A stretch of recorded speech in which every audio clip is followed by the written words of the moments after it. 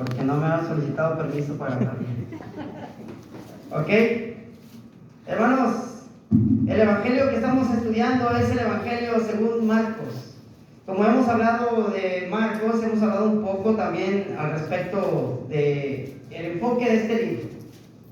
Y hemos venido hablando y diciendo que el evangelio según Marcos, hermanos, trae un enfoque que era un poquito distinto al evangelio según Mateo. Dijimos que el evangelio según Mateo iba enfocado al pueblo judío, a todos aquellos creyentes del evangelio de Jesucristo, pero que tenían raíces judías. Y era también para aclararle al pueblo judío que Jesucristo era el rey esperado, el descendiente de David, la simiente de Abraham, etcétera, etcétera, ¿verdad?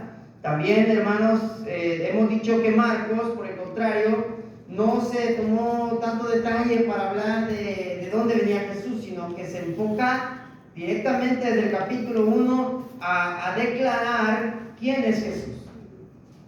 Y ese es el tema general, hermanos, al menos en la primera parte del Evangelio según Marcos. Él quiere dejar en claro, hermanos, que Jesucristo es el Hijo de Dios. ¿Muy bien?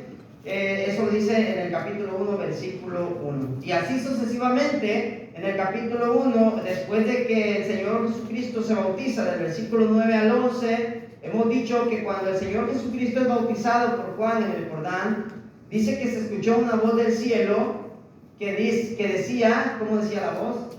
Este es mi Hijo amado en quien tengo complacencia. Y esa voz la voz era del Padre, ¿verdad? Y dice que también el Espíritu Santo se mostró en aquel momento, descendiendo sobre Jesucristo. Muy bien, hermanos, entonces vemos cómo el escritor Marcos está tratando de decirnos que Jesucristo no solamente es Hijo de Dios solo porque Él lo dice, sino que es Hijo de Dios porque el Padre lo declaró, y además es Hijo de Dios porque a todo mundo, había muchas personas y todo el mundo lo declaraba como Hijo de Dios, también los mismos demonios. Nosotros lo vimos ahí, inclusive, hermanos, en el capítulo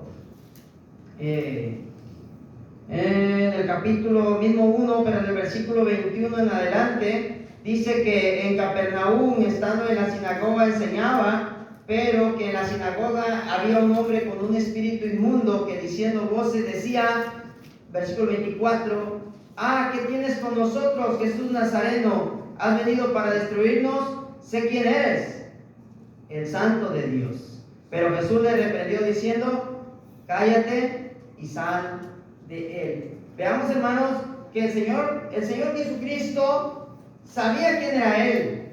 Él sabía que Él era el Hijo de Dios. Él mismo lo declaró muchas veces. El Padre reconoce a Jesús como el Hijo de Dios. ¿Ok? Y también, hermanos, los demonios mismos lo reconocen, lo conocen. Y dicen, ¿qué tienes con nosotros? ¿Para qué has venido, verdad? Sé que tú eres el Hijo de Dios, el Santo de Dios. Pero sin embargo, me llama la atención, ¿verdad, hermanos? Cómo Jesús les dice a los demonios, ¿cómo les dice? Cállate. Fíjate qué interesante que en otra ocasión otro demonio también le habló así al Señor, y el Señor también le dijo que se callaran, que ellos no tenían por qué declarar quién era Él. Todo parece indicar, hermanos, que el Señor Jesucristo todavía no quería que supiera quién era Él. Sí empezó a predicar, sí estaba haciendo milagros, sí estaba ayudando a mucha gente, pero Él no quería todavía dar a conocer, porque todavía no era el momento, hermanos, para que la gente se diera cuenta que Él era el Hijo de Dios, aunque más adelante sí lo afirma. ¿Ok? Entonces, ¿por qué le dice al demonio, cállate y sal de él? Y luego en el versículo 28 dice, y muy pronto se difundió su fama por toda la provincia alrededor de Galilea. El Señor empezó a hacerse, hermanos, un personaje, ¿verdad? Se empezó a hacer una persona muy famosa en aquellos lugares. Dice también, hermanos, por ejemplo, allí, que el Señor empezó a predicar y luego sana a un leproso. En el capítulo 1, el versículo 40 en adelante, cuando sana a un leproso, dice que después de haber sanado a ese leproso, le dice al leproso en el verso 44, le encargó rigurosamente y le despidió luego y le dijo, mira, no digas a nadie nada, sino ve, muéstrate al sacerdote y ofrece por tu purificación lo que Moisés mandó para testimonio a ellos. Pero oído él, ¿qué empezó a hacer el leproso que había sido sanado, hermanos? A publicarlo, pero él comenzó a publicarlo mucho y a divulgar el hecho, de manera que ya Jesús no podía entrar abiertamente en la ciudad, sino que se quedaba afuera en los lugares desiertos y venían a él de todas partes. Muy bien, hermanos, qué interesante todo esto, hermano. Bueno, la semana pasada nuestro hermano Manuel estuvo tocando el tema del paralítico en el capítulo 2 y hoy vamos a estar viendo el capítulo 3.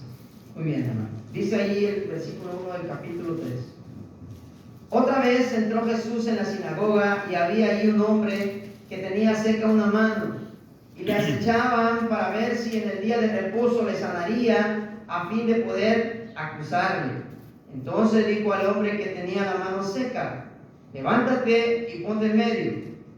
Y les dijo: ¿es lícito en los días de reposo hacer bien o hacer mal? ¿Salvar la vida o quitarla? Pero ellos callaban. Entonces, mirándolos alrededor con enojo, entristecido por la dureza de sus corazones, dijo al hombre: extiende tu mano. Y él la extendió, y la mano le fue restaurada sana. Y salidos los fariseos, tomaron consejo con los herodianos contra él para destruirle. Mas Jesús se retiró al mar con sus discípulos y le siguió gran multitud de Galilea y de Judea, de Jerusalén, de Idumea, del otro lado del Jordán y de los alrededores de Tiro y de Sidón, oyendo cuán grandes cosas hacía. Grandes multitudes que hacían, hermanos, vinieron a él.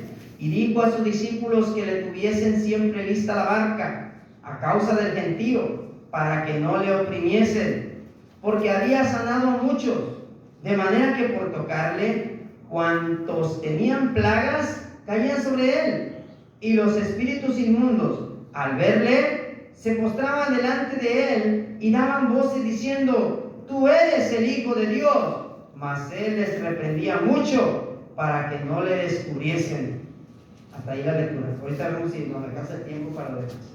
¿Ok? Bien, hermanos, ¿qué está pasando aquí ahora? Otra vez Jesús está enseñando, hermanos, y ahora está, según lo que podemos ver, está en la sinagoga, hermanos. ¿Qué era la sinagoga, hermanos? ¿Se acuerdan ustedes? A ver, vamos a participar. Era donde estaban los escribas y fariseos. Ok. ¿Qué se hacía en una sinagoga, hermanos? Se predicaba La lectura de la ley. Ok, muy bien. ¿Quiénes estaban en la sinagoga? ¿Quiénes se reunían en las sinagogas? Escribas y fariseos. Muy bien. Los judíos, los fariseos, los escribas, todos aquellos hombres que eran doctos y conocedores de la ley. Pero también, hermanos, en las sinagogas también se juntaban las gentes, todas las personas que querían oír la enseñanza de Dios. ¿Okay? En este caso, hermanos, vemos a Jesús una vez más en la sinagoga, lo cual nos enseña, hermanos, que él tenía muy claro su propósito para el cual él había venido. Él anteriormente en el capítulo 1 lo dijo: yo he venido a predicar. Hermanos, el Señor buscaba siempre cualquier oportunidad. ¿Para qué, hermanos? Para predicar. Cuando nosotros hemos visto en otras ocasiones, dice que en Lucas capítulo 2, que desde que él tenía 12 años, él procuraba estar, ¿dónde, hermanos? En las sinagogas, reunidos con los doctores de la ley y con los maestros de la ley, y él aprendiendo y también, hermanos, enseñando. Imagínense si eso hacía a los 12 años. Ahora que el Señor ya es un adulto de más de 30 años, hermanos, cuán conocedor de la ley, de las cosas de Dios era el maestro, el Señor Jesucristo. Y ahí lo vemos, hermanos, ahora en la sinagoga. Y la gente lo está escuchando. Y la gente lo seguía, hermanos. No crea usted que era un público pequeño como el que estamos aquí. Dice que ya el Señor ya se había hecho de una fama muy grande. Dice que además venían de él. ¿Desde dónde venían, hermanos? Desde el otro lado del Jordán. Venían gentes, hermanos, desde la otra orilla del mar, del otro orilla del río, también venían. Vean ahí dice, él, hermanos, predicaba en diferentes lugares y la gente lo seguía. ¿Qué más podemos ver de él? Dice que las multitudes, cuando lo buscaban a él, ¿cómo lo buscaban, hermanos? Se agolpaban, se agolpaban. ¿Sabe cómo es eso, hermanos? Que ya no había control de la gente. Ya no había control. Como cuando ven a un artista, por ejemplo en la televisión, ven a un artista que llega a un aeropuerto y es muy famoso. ¿Cómo está la gente, hermanos? Están las cercas, ¿verdad? Están las vallas ahí, pero la gente está agolpándose y llegan a veces incluso a romper los límites. Bueno, con el Señor Jesucristo era lo mismo. La gente, hermanos, lo seguía de tal manera que la gente se agolpaba. La gente, dice inclusive ahí en el capítulo 3 que leímos, dice que algunas de las gentes que venían, que estaban enfermos y que necesitaban sanidad, ¿qué buscaban hacer, hermano? Tocar. Entonces, ¿cómo se imaginan que estaban aquella gente si querían tocar solo al maestro? Nadie podía sanarse a menos que lo tocaran, ¿cierto? Claro, él podía sanar a distancia, pero la gente en su fe decían, tan solo con que yo lo toque, voy a sanar. Entonces, ¿cómo estaba la gente, hermano? Amontonadas. Así, hermanos, era el ministerio del Señor, siempre lleno de gente, hermanos. ¿Ok? En el capítulo anterior, el capítulo 2 que ya vimos, dice que estaban en la casa donde él vivía. Si no me equivoco, en Capernaum, lo estuvimos viendo la semana pasada. Entró Jesús en Capernaum, capítulo 2, dice, después de algunos días se vio que estaba en casa, e inmediatamente se juntaron muchos, de manera que ya no cabían ni aún a la puerta. ¿Y qué hacía el Señor?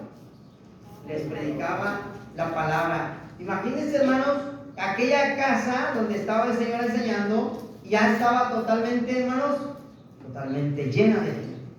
De manera que aquellos 4 hombres que traían al paralítico, por eso tuvieron que subirse al techo y abrir, romper el techo, porque ya no podía pasar, como dijeron en mi tierra, ni un alma más. Ya no pasaba ni una persona más. Ya no había chance. Entonces, hermanos, esto nos puede orientar a nosotros que el Señor Jesucristo, su enseñanza, hermanos, era una enseñanza aceptable al público. Era una enseñanza que el público, que la gente quería escuchar, ¿sí? La gente le encantaba escuchar al maestro. En otras ocasiones dice que la gente se admiraba de su doctrina, porque enseñaba como quien tiene autoridad. Vemos entonces en Jesucristo, hermanos, un maestro hecho totalmente, hermanos, predicando la palabra. De manera que ahora está en la sinagoga y está allí enseñando, pero ahora vamos a ver que en la sinagoga estaban estos fariseos, famosos fariseos, ¿verdad? Y dice que estos fariseos no iban a escuchar la enseñanza del maestro, ellos solamente iban a ¿qué, hermanos? A buscar una ocasión.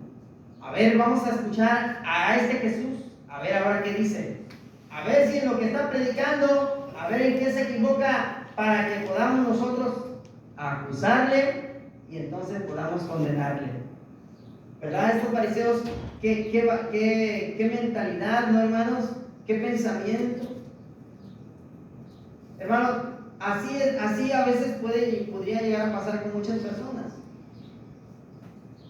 Pero el Señor Jesucristo no deja de predicar aun cuando Él sabe que los fariseos están ahí y que solamente están buscando ocasión para hacerle caer. ¿Cierto? Hermanos, muchas veces usted y yo cuando prediquemos la palabra, no a toda la gente le vamos a caer bien, aunque a mucha gente sí. No toda la gente viene a escuchar con el afán de aprender. A veces cuando usted y yo prediquemos la palabra, no todos van a estar de acuerdo con nosotros. Sin embargo, no por eso vamos a dejar de hacer el trabajo. El Señor Jesucristo sabía cuáles eran las intenciones de ellos. Y no dice el Señor, ay, es día de reposo y estos hombres nomás están buscando ocasión para ver qué me equivoco y todavía no es tiempo, mejor hoy no voy a predicar. ¿Dijo eso el maestro? No.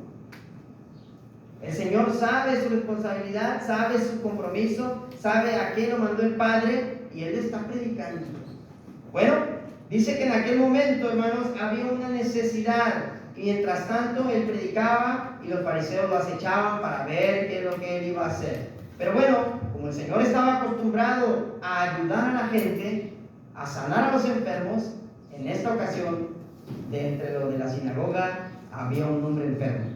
Dice que él tenía una enfermedad, dice, ahí en el versículo 3, bueno, de hecho dice desde el versículo 1, ¿verdad? Que había allí un hombre que tenía seca una mano. Esto, hermanos, podría ser una enfermedad de aquel tiempo, ¿verdad? En la que muy seguramente el hombre tenía, no tenía a lo mejor movilidad, no tenía a lo mejor control sobre su motriz, sobre su mano. No sabemos exactamente qué tipo de enfermedad era. Lo que sí podemos definir es que era una enfermedad que le imposibilitaba el uso de su mano, ¿ok? Pero sin embargo no le imposibilitaba el hecho de mover el brazo, ¿sí? Solamente la mano. ¿Por qué, hermano? Porque más adelante Jesús le va a decir, miren lo que le va a decir al hombre. Le dice el versículo 3, entonces le dijo al hombre que tenía la mano seca, ¿qué le dijo? Levántate y ponte en medio. Bueno, pues podemos aclarar que este hombre no estaba paralítico completamente como el del capítulo 2. El del capítulo 2 dice que estaba completamente paralítico, que ni él mismo no podía ir por sus propias fuerzas. Por eso lo tuvieron que llevar. En este caso vemos a un hombre que sí podía pararse, sí podía caminar, pero estaba malo, hermano. Muy bien. En otro pasaje, hermanos, en otro evangelio nos dice que todo indicaba ser que era la mano derecha. ¿Ok? Y imagínense, entonces si lo peor del caso es que si él hubiera sido diestro, ¿verdad? Pues era algo que sí le imposibilitaba muchas cosas. Muy bien, le dice levántate y ponte en medio. Y le dijo, les dice a los fariseos, a los que estaban ahí, ¿verdad? Le dice, ¿es lícito en los días de reposo hacer bien o hacer mal, salvar la vida o quitarla? Pero ¿qué hacían ellos, hermanos? ¿Por qué creen ustedes que callaban, hermanos? A ver, ¿algún comentario?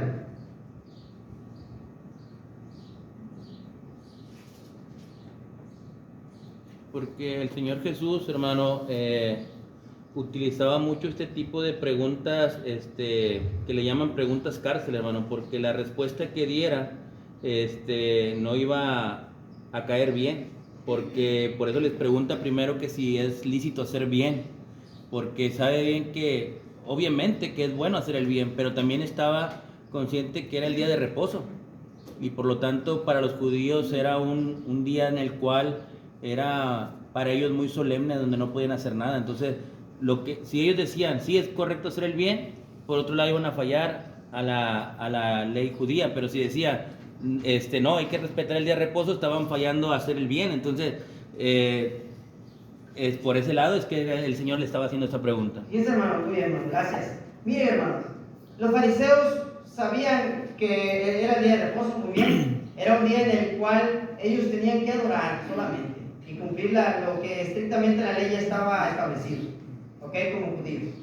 Pero sin embargo, el día de reposo no imposibilitaba que ellos pudieran hacer el bien al prójimo.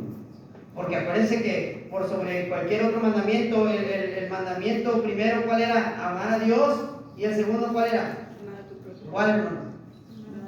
Amar a tu prójimo como a ti mismo, ¿verdad? Entonces, si ellos decían que no estaba bien hacer el bien al prójimo, pues estarían diciendo al pueblo, oye, pues estás en contra de otro mandamiento muy importante, ¿no? Entonces, hermano, ¿sabe qué ellos hacían, hermano? Mejor, ¿sabe qué? Callaban. Y eso, hermano, eso nos habla, hermano, de algo que se llama la hipocresía de los fariseos. Eran personas que ni dejaban hacer las cosas al Señor, pero tampoco estaban dispuestos a ayudar a los demás, ni a hacer algo por el pueblo. Este tipo de personas ha existido, hermanos, y existe, inclusive pudiera existir entre nosotros. Y nosotros tenemos que tener cuidado, hermanos, de no llegar a ser como estas personas. Hombres que solamente podríamos estar buscando ocasión. A ver en qué se equivoca el hermano. A ver, vamos a ver qué predica ahora para empezar a verlo otra vez, a ver cómo sigue fallando. Vamos a ver qué predica ahora para que podamos comparar con su familia, a ver cómo están. ¿Sí o no, hermano? Vamos a ver qué predica y vamos a ver cómo está viviendo. Y bueno, nosotros sabemos que los que predicamos y todos los cristianos, aunque usted no predique aquí enfrente, todos debemos de cuidar nuestra vida espiritual, cómo vivimos nuestra vida. Pero muchas de las veces nos convertimos en estos tipos de personas que solamente estamos buscando ocasión para ver cómo hacemos quedar mal a un hermano, hermana o algún cristiano. Inclusive pudiera ser alguien de su familia, alguien de su colonia, algún vecino, alguien. ¿Okay? En este caso, hermanos, los fariseos callan. Y esto nos habla, hermanos, de que ellos no se querían meter en problemas, ellos no querían agarrar responsabilidades. ¿Okay? Ahora, en otra ocasión el Señor ya los había dejado con la boca cerrada, hermanos. ¿Sí? Y eso nos habla, hermanos, de que uno tiene que tratar de pedirle a Dios sabiduría para saber cómo actuar en ciertas situaciones. ¿Cómo hubiéramos actuado usted y yo, hermanos? Imagínense encontrarnos en esta encrucijada, en esta situación. ¿Cómo hubiéramos actuado? Oye, pero es que si hago algo, estamos en la sinagoga y es día de reposo. Y el Señor los va a confrontar para también evidenciarlos ante el pueblo. Y ellos mejor deciden callar. En otra ocasión les había preguntado y les había dicho, ¿el bautismo de Juan era del cielo o era de los hombres? Y dice que ellos prefirieron callar y no quisieron responder porque dijeron, ¿qué dijeron entre sí? Si decimos que el bautismo de Juan, ¿qué decían? Que no era del cielo, pues la gente va a venir contra nosotros. Si decimos que era de los hombres, el pueblo se va a venir contra nosotros. ¿Por qué? Porque el pueblo tiene a Juan por profeta. Entonces, hermanos, ellos sabían lo que la ley decía, pero solamente lo acomodaban a sus conveniencias y solamente buscaban cómo hacer que otros se equivocaran y señalar las equivocaciones de otros, pero ellos no querían tomar responsabilidad, no querían tener compromisos y no por eso preferían callar. Entonces el Señor, hermanos, mirándolos alrededor, ¿cómo los miró, hermanos? Con enojo, hermanos. Esto es interesante en el Señor Jesucristo. Rara vez lo vimos enojado. Dígame otra ocasión, hermano Paco, donde el Señor se enojó. Cuando por una mesa de los cambistas. Cuando llegó a Jerusalén, ¿verdad? Llegó al templo y resulta que encontró en el templo que estaban haciendo mercadería, ¿cierto?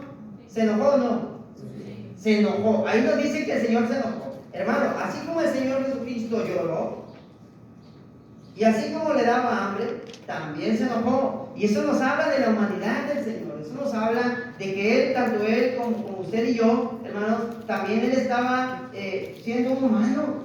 Ahora, esto significa, hermanos, que no es pecado enojarse. Sin embargo, depende de por qué usted se enoja. Dice, ¿por qué se enojó el Señor? Dice, entonces mirándolos alrededor con un enojo, entristecido por la dureza de sus corazones, le dijo al hombre, extiende tu mano. ¿Y qué hizo el hombre? La extendió y la mano le fue restaurada sana.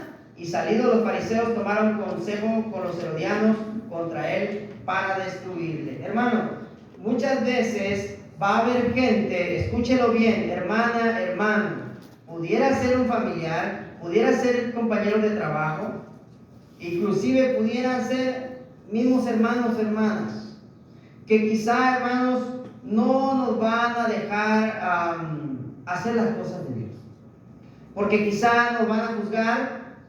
Quizá van a criticar nuestra vida, quizá van a criticar a nuestra familia, quizá van a juzgar nuestros errores que todos tenemos, y los que predicamos a veces somos los que más tenemos. Y de manera que, hermanos, habrá mucha gente, hermanos, hermanas, que nos va a señalar. Pero yo aprendo con el Señor Jesucristo que no por eso Él dejó de hacer el trabajo. Él siguió predicando. Él siguió enseñando y Él siguió haciendo milagros. Usted y yo, hermanos, necesitamos seguir predicando, necesitamos seguir enseñando y necesitamos seguir ayudando a la gente en lo que la gente necesita. Aunque a veces las personas nos juzguen, nos critiquen o no estén de acuerdo. Ahora, comúnmente estas estas gentes que critican, que comentan, tampoco hacen nada para ayudar al prójimo. Qué interesante, porque, bueno, uno podría decir, bueno, me voy a hacer un lado porque la otra persona lo puede hacer mejor que yo. Pero resulta que la otra persona, hermanos, no hace nada y solamente calla. Ojalá que usted y yo, hermanos, no seamos de estas gentes. Y muchas veces pudiéramos llegar a hacerlo. Lo hacemos, ¿verdad? Entonces, hermanos míos, qué interesante. Ahora, el Señor los mira con enojo y entristecido, ¿verdad? Claro, pues le molesta cómo es posible que lo estén juzgando, lo estén criticando, pero ellos, hermanos, y que solamente están haciendo las cosas a su conveniencia. Muy bien. Ahora, hermanos, ¿el ser humano tiene derecho a enojarse? Sí, siempre y cuando, hermanos, tengamos en cuenta lo que el apóstol Pablo enseñó allá en la carta a los Efesios, en el capítulo 4, versículos 26 y 27, donde dice: airaos, pero no pequéis, no se ponga el sol sobre vuestro enojo, ni deis lugar al diablo. Hermanos, Jesús tuvo indignación por la actitud de los fariseos, una tristeza natural por ver esta actitud de estos hombres, ¿ok? Sin embargo, eso no le impidió seguir haciendo el trabajo que él tenía que hacer. Muy bien, entonces le dice al hombre: extiende tu mano. Y al actuar la fe del hombre también, dice la Escritura que el hombre levanta su mano y en ese momento fue restaurada, totalmente sana. Lo interesante de esto, hermanos, miren lo que continúa pasando. Estos fariseos no contentos, versículo 6. Y salidos los fariseos, tomaron consejo con los herodianos contra él. ¿Para qué, hermanos?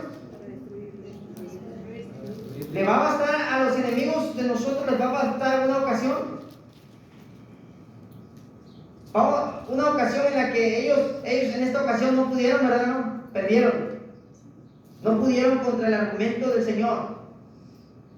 Pero ¿qué hicieron saliendo de la sinagoga? ¿Qué hicieron?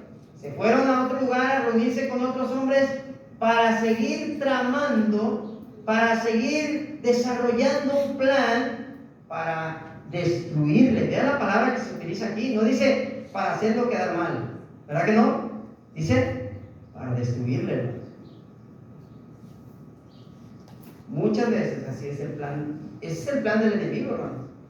Con aquellos que hacen el trabajo, con aquellos que sirven a Dios, destruirlos. Y él está buscando constantemente. Si una ocasión no nos pudo vencer y logramos salir adelante, va a venir en otra ocasión. Y si no pudo en esa ocasión, va a venir en otra ocasión. Pero el enemigo siempre está buscando, hermanos, la manera de hacernos caer y destruirnos.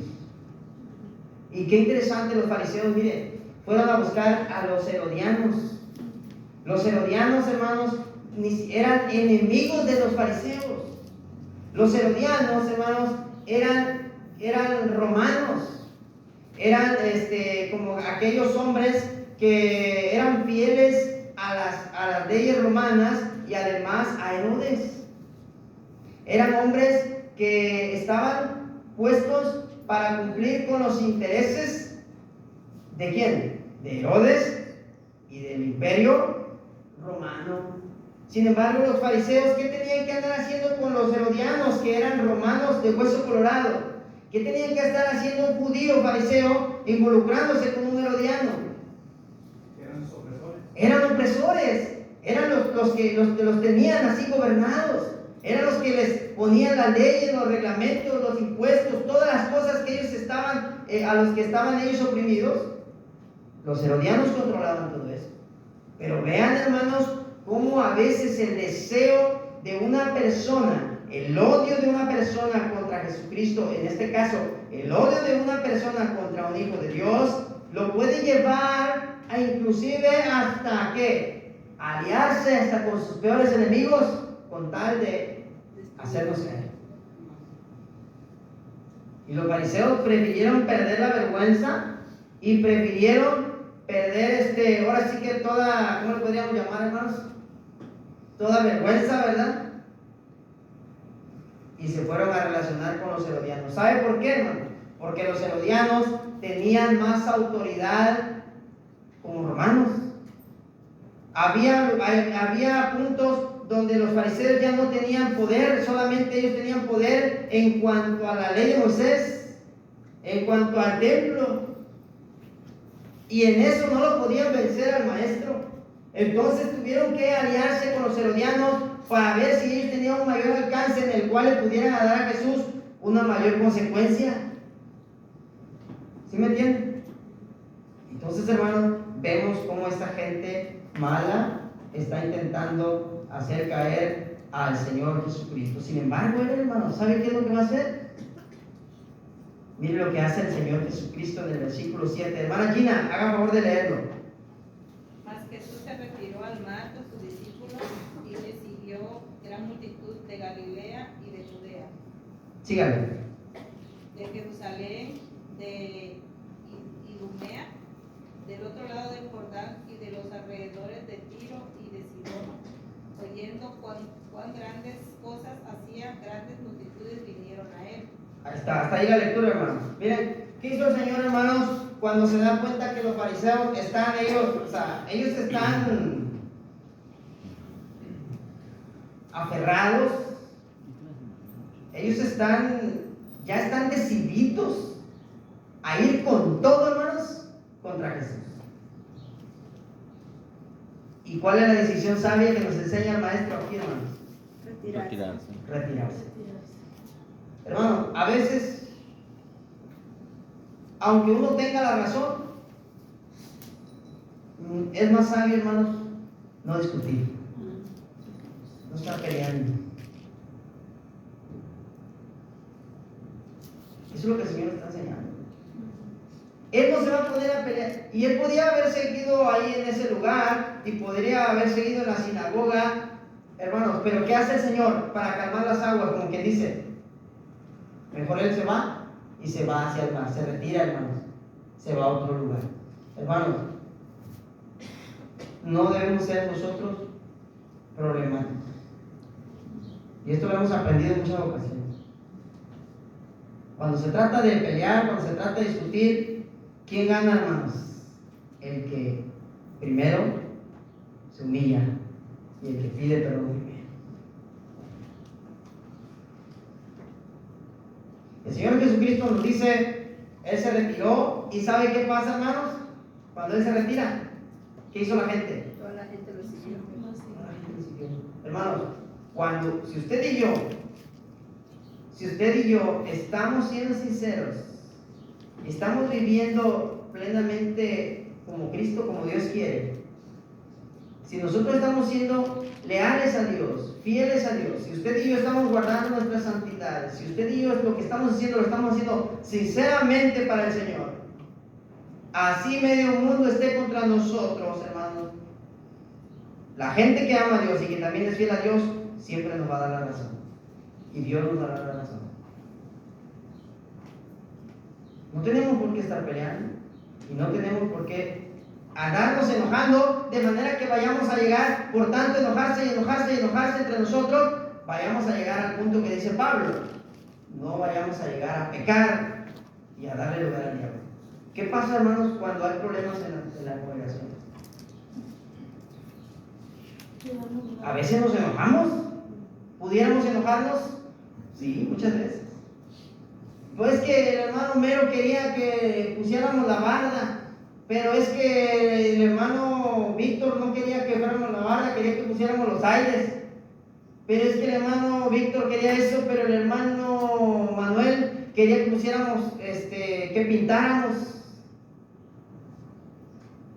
Y al final, como estábamos peleando y discutiendo, al final, ¿qué creen? No hicimos nada. Y el pueblo no avanza y solamente nos enojamos. Pero es que ahora, una hermana quería que hiciéramos las cortinas de color verde, limón. Pero es que se ve muy fuerte, mejor un café chocolate. Pero es que otra hermana dice, pero ¿por qué cortinas? Mejor vamos a invertir en otra cosa. ¿Y qué terminamos haciendo, hermanos? Enojándonos entre nosotros por cosas insignificantes. Eso es, lo más triste es por algo material, no por pelear. Que no vale la pena. Qué bueno que nos discutiéramos, pero por ir a evangelizar, pero no. Exacto, entonces es lo que está diciendo el Señor. Él se enojó, pero por una causa, ¿cómo se dice? Permisible. Una causa que sí valía la pena enojarse, ¿verdad? Por la hipocresía de ellos, porque no dejan trabajar ni tampoco hacen nada por el prójimo. El Señor se molesta de gran manera por eso. Pero hermanos, el Señor nos enseña que, bueno, ya se enojó, ya les dijo lo que tenían que hacer, y él mejor, ¿sabe qué? No se puso a discutir tanto con ellos, ayudó al que necesitaba. Vámonos, muchachos, vamos a seguirle predicando el evangelio a las gentes, porque ese es nuestro trabajo. Y se van, hermanos, se cruzan el mar, y mucha gente los seguía de todos lados. Me impresiona de todas las ciudades que nombra, ¿verdad? Del otro lado del Jordán y alrededores de Tiro y Sidón y Idumea, y oyendo las grandes cosas y maravillas que él hacía, las multitudes lo seguían. Ya vamos a acabar, hermanos, vamos enfocándonos al final. Versículo 9. Y dijo a sus discípulos, ¿qué les dijo a los discípulos? Que le tuviesen siempre lista la barca a causa del gentío, para que no le oprimiesen, porque había sanado a muchos, de manera que por tocarle, cuantos tenían plagas caían sobre él, y los espíritus inmundos al verle se postraban delante de él y daban voces diciendo, tú eres el Hijo de Dios. Mas él les reprendía mucho para que no le descubriese. Dice, hermanos, que el Señor continúa, pero ahora le dice a sus discípulos, le dice, hey, necesito, fíjense cómo lo dice, quería que siempre le tuvieran lista la barca a causa del gentío, para que no le oprimiese. Hermanos, y hermanos predicadores, sobre todo, muchos de nosotros nos gusta predicar, pero solo nos gusta predicar en sinagogas, nos gusta predicar en campañas, nos gusta predicar en el púlpito. Pero saliendo de esa puerta no somos capaces de predicar el evangelio a una persona común y corriente que va pasando por la calle. El Señor Jesús nos enseña que no solo en sinagogas, donde hay mucha gente importante, mucha gente docta y conocedora de la ley, también a la gente común y corriente, hermanos, en el mar, en el camino, en las calles, en los ríos. El Señor siempre estaba listo para dar una enseñanza, hermano. Siempre estaba listo. Y le dice a sus discípulos, por favor, quiero que siempre me tengan lista la barca. ¿Sabe por qué, hermano? Porque era tanta la gente que yo me imagino, hermano, que cuando llegaban a él, hermano, lo querían, o sea, lo aplastaban, hermano, lo oprimían, lo aplastaban. Y los que querían tocarlo porque tenían enfermedades, caían sobre él. Es decir, que se encaramaba uno tras otro, hermano, de tanta gente para tocarle al Señor.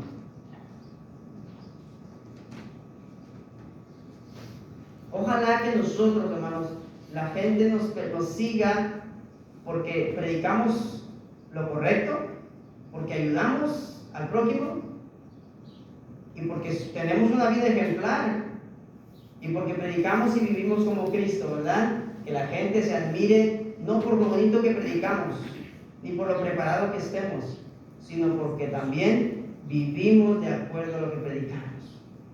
La gente lo seguía, hermano, y además la gente lo seguía porque él también les ayudaba. No nada más les enseñaba, les ayudaba. Entonces, dice ahí, hermanos, el Señor siempre listo. ¿Saben qué hacían ellos? Cuando ya la gente se agolpaba, se subía el Señor a la barca, ¿y qué hacían, hermano? Se hacían un poco para dentro del agua, y desde aquella distancia el Señor ya les hablaba para que la gente no lo agolpara. Qué bonito, hermanos, qué bonita aquella cena. Muy bien, hermanos. Bueno, entonces ahí vemos también cómo los espíritus inmundos, dice, ¿verdad?, que también lo reconocían, o sea, aquellos hombres que tenían espíritus inmundos, lo reconocían y gritaban dando voces, reconociéndole como el Hijo de Dios. Pero él no permitía que los espíritus inmundos lo reconocieran, porque todavía no era el tiempo, no era el momento, ¿verdad? Y porque él no quería que un demonio, un espíritu inmundo lo reconociera. ¿Sabe por qué? Porque el Señor no quería que él fuera confesado por un demonio. Él quería ser confesado por la gente, no por los demonios. En otra ocasión más adelante, lo vamos a ver más adelante, donde dice, hermanos, que el Señor hace un milagro y los fariseos dicen, este hace esos milagros por el espíritu de Beelzebú. Este trabaja para Satanás. Este parte trabaja con Satanás. Y el Señor le dice, yo no soy amigo de Satanás. Imagínense, les empieza a enseñar, ¿verdad? Imagínense cómo va a trabajar Satanás contra sí mismo. Es ilógico. Un reino dividido contra sí mismo, pues no va a avanzar, va a ser destruido. Pero eso lo vamos a ver más adelante. El Señor no quería ser alabado por demonios. El Señor no quería ser reconocido por espíritus inmundos. Él quería ser reconocido por nosotros, hermanos. Por usted y por mí. Por eso ahora nosotros confesamos al Señor. Y eso al Señor le agrada, que nosotros confesemos su nombre. Y todo aquel que le confesare, ¿qué dice el Señor? Todo aquel que me confesare delante de los hombres, yo también le confesaré. El Señor sí espera que usted y yo le confesemos. ¿Y sabe cómo le confesamos? No nada más diciendo aquí en la reunión que somos cristianos. Le confesamos al Señor con nuestra vida, con nuestro ejemplo y con la predicación del Evangelio. No dejemos de predicar, hermano.